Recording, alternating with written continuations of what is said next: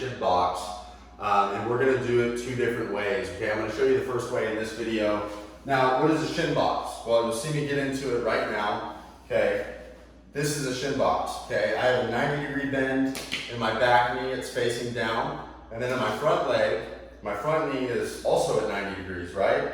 You'll also notice that I have kind of a perpendicular access at my hips. My front leg's coming out, back leg's coming out this way. And this is the position you're gonna try and get into. Now, some of you are gonna try and get into this position and not be able to. That's okay, that's just where you are right now with your hips.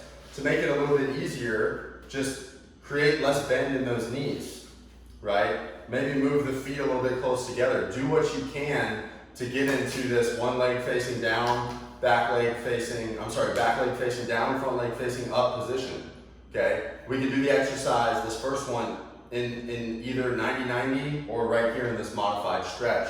Now, to give you an example of the first exercise we're gonna do, let me just tell you real quick, this position is phenomenal. I'm stretching the groin muscles here, okay? You'll notice my back hand it's a kickstand and it's keeping my chest tall and squared with this front leg, okay? So I feel a stretch here in the adductors, the groin muscles, and then I also feel a stretch in my front abductors, right? Adductors, adductors, okay? It's confusing, but your groin muscles are adductors and your hip abductors are your glute muscles. It's super confusing, but just understand that both legs are being stretched in different ways. Now I'm gonna move. It's a mobility drill, not a stretch, although you could classify it as one.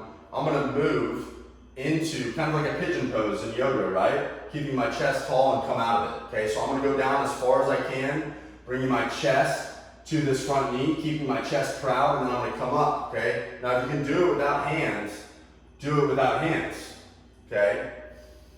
Exhale on the way down, inhale on the way up. Okay, you'll notice how I come all the way back up to neutral, and then all the way back into it. Some of you are gonna be able to go touch your chest to your knee. That's fine, you're still gonna be mobilizing the hips. Work with what you have, and remember, you can always detensify it by just coming right here, okay? Same drill, same benefit, it's just for a different hip level. Maybe you're a beginner, maybe you're advanced, I don't know.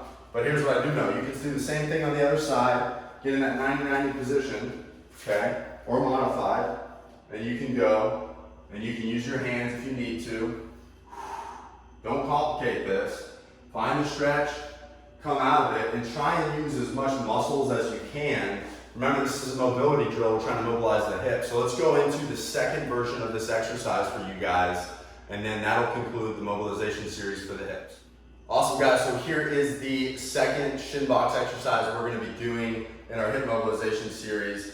Now, okay, I'm gonna face you guys, make it a little bit easier. I'm gonna be doing, instead of doing this hip, trunk flexion into that abductor stretch, an adductor stretch on the back leg, I'm gonna be doing an extension of the hips, okay? What does that look like? Well, get in the position you're comfortable with, okay? If you need to cheat a little bit, then cheat a little bit, and simply raise your hips up off the ground and extend them out as much as you can. You'll feel a pull on the hip flexors and a little bit of adductor on this back leg, and just flex your hips forward, okay? Or extend them forward, squeeze your butt, and then come down in a controlled manner. Boom.